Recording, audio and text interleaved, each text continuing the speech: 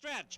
It is still affirmed as they come to the quarter pole. He's holding on to a head lead. They come on down to the 8th pole. It's Alydar on the outside. Affirmed along the rails. It's Alydar and Affirmed battling back along the inside. We'll test these two to the wire. 30 years ago, Affirmed and Alydar ignited racing fans the world over, blasting across Churchill Downs, Pimlico, and Belmont Park, and giving us a triple crown for the ages. No horse has since matched Affirmed's feat of winning the Triple Crown or have approached the incredible rivalry of these two horses. The Blood Horse has brought together the two riders responsible for this magical series, Steve Cauthen for Affirmed, Jorge Velasquez for Alydar, to relive these three great races, some of the finest moments in the history of this sport. You know, I came to New York as a 16-year-old kid. I was like about 90 pounds, and Georgie, and you know, Georgie was in the corner right across from where the valet that I ended up with. Georgie kind of took me under his wing right from the beginning. You know, there's always a camaraderie in the jockeys room amongst pretty much everybody. But there's guys that you feel drawn to. I felt accepted right from the beginning, and so that was there really pretty much from day one. He was amazing how he handled himself as a kid, coming to New York and breaking all kind of records and everything else, and he was just humble, very humble kid. So how can you deny him? You got to take him under your wings, and I was thrilled to have him in the room because the cameras was following him and everything else instead of following me. So I got it off my back for a while anyway.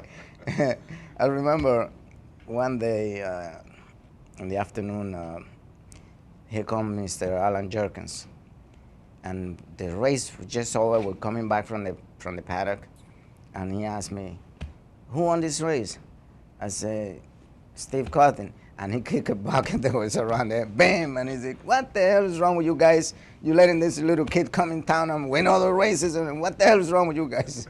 So, but I mean, it was, those days was great. It was great for Stevie. I was in my prime. I can't complain. It was just good for racing. And before and after the Triple Crown, all through just Alydar and Affirmed, which started in their 2-year-old year, I think it tightened our friendship. I know Georgie wanted to win the Triple Crown races every bit as bad as I did, and yet win, lose or draw, he didn't feel any hardship towards me. He was genuinely happy that for me. Of course, you're riding a horse with a good chance to win. Do you think you have a good chance to win? You want everything to go perfect, and that's the tension comes from. Before and after the race, you're still friends, but during the race, you're out there for yourself, and your team. You're just trying to do what you do, which is win the race. And we were both out there competing, tooth and nail every one of those races. Whoever had won, after the champagne, I was congratulating Georgie. It wasn't like Georgie wasn't, tearing him up too. I mean, he was riding a lot of great horses, and he was winning big races all the time. We were going out in the arena, gladiators, doing our thing. But after we came back, we stuck our swords in the ground and, had a beer. Ironically, neither Steve Cauthen or Jorge Velasquez were on Affirmed or Alydar when the two horses began their racing careers. I remember that Mr. John Veach called my agent and asked him to get me out there early morning because he's going to work Alydar, which he think is his Derby horse. It's a baby. He just started breathing. So he wants me to give him my opinion. So I went out there and worked him, 3/8 of a mile, which is nothing practically, but he worked with 3 other colts. And I put him behind the leaders and turned him for home. I swim out and he beat them easy. So I came back and I told John, I said, I think you're right, this is our Derby horse. I like him very much. So and then I started getting on him every morning every morning. Every time he's working, I'm there, and we develop a kind of a nice, close relationship because every time he works, I stop him in the gate, I let him look around, he sees the horses going by, galloping and working and all that. Then when he's ready, he turns his head, open his mouth, and I drop a sugar in his mouth. And every time after he cools off, or when they cool him off on the shed road, if I go and work another horse and come back and hear my voice, he's dragging the hard worker to whatever spot I am, because I guess the sugar got him. And yes, we developed a very, very close. The only horse, I would say, in my 34 years career, the only horse that I really became attached to was Alydar. In the Florida Derby, for some reason, that day he didn't want to go in the gate. Right. And he was like, so the guys, the guys that are working again, they grab him by the ear, they grab him by the tail, and then they started pushing and say, whoa, hold back. Let me handle it, please. Leave him alone. Let me handle it. So they let it go, and I tap him on the shoulder, and just talk to him, and then I say, hey, champ, you see all these people here? They came to see you perform. Don't be doing this over here in front of everybody. Come on, you got to get in the gate. Yeah. So I bend over, I grab him by the shin strap, and I said, come on, let's go in. And he walked right in the gate. Yeah. That's the type of relationship that we developed, Lucky for me,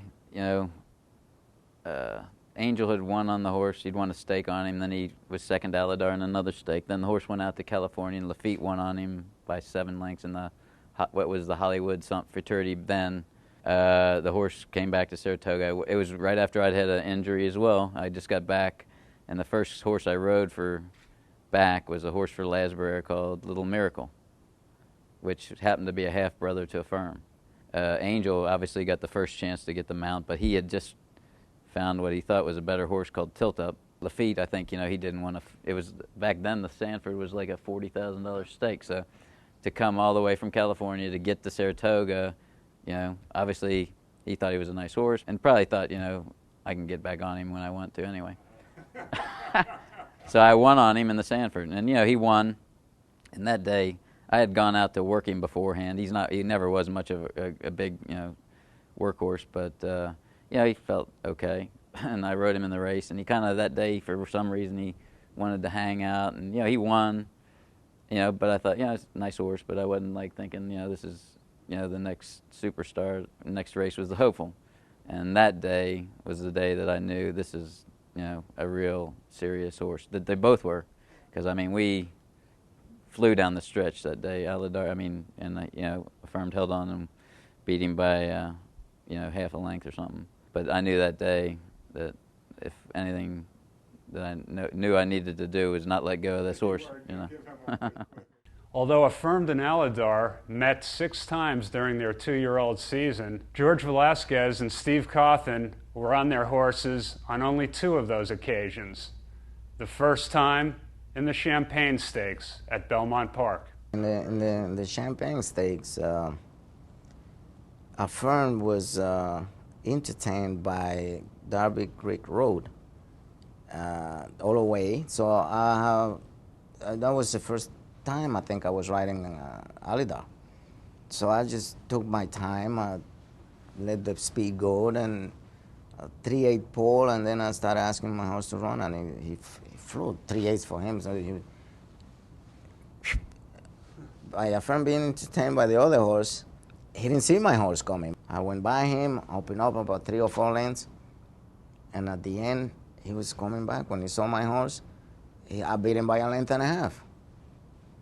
So now after that, we keep getting beat, and I'm like, what am I doing wrong? He's breaking okay. He's not so sharp like Affirmed out of the gate, but he breaks good. So I went back and looking at all his races, and finally went back to the Champagne Stake. When he finally saw my horse at the 8 pole, he left this horse, and he tried to close the ground on my horse. My horse was, I thought it was flying, so I said, he's a good horse, and he just do what he have to do. That's all Affirmed was ever worried about. He never, was worried about doing much more than he had to do, but yet he was always ready for a challenge and a fight. Affirmed needed Alydar to push him. He was only going to beat Radar ahead or whoever the heck it was as far as he had to beat him, but when it was only Alydar that, was capable of making him, stretch away from the rest of the field. Alydar and Affirmed were 6 or 7 lengths better than the rest of their generation. Simple as that. Alydar was a good horse, let me tell you. Yeah. Alydar won a bunch of Grade 1 races. People don't remember that. People only remember Alydar winning finishing second on the Triple Crown races. He won the Bluegrass. He won the Florida Derby. He won the Champagne. Then he beat all the horses in the Whitney by 10 lengths. To be quite honest, I always had a big advantage because Affirmed just had, he had options. Alydar was kind of, he broke okay, but he broke a little slow. He had his own style, which was the best way for him to run. Pace makes race, and so when there wasn't a great deal of pace, it suited me down to the ground. I could be sitting first, second, or third, or whatever, wherever I wanted. Alydar, he had to, get leveled off and settled, and get ready to make his run, and sometimes forced to make his run sooner than he wanted to push me. Jorge always had the tougher deal riding Alydar. While both Affirmed and Alydar enjoyed stellar 2-year-old seasons, the question remained, how would they and their riders handle the rigors of the Kentucky Derby and of the upcoming Triple Crown season? Of course, every Derby you ride is very special. It's only one Derby, one Kentucky Derby, and it's once a year. The only thing that was a little bit of surprise was like when Eddie rushed up on Believe It, which okay, so it just basically Affirmed just went, took me to the lead, and like you said, that day he was pricking his ears. I knew I had a ton of horse, and all I was really wanting to do was save enough to, for what I was expecting was Alydar's challenge, which that day really didn't come until too late.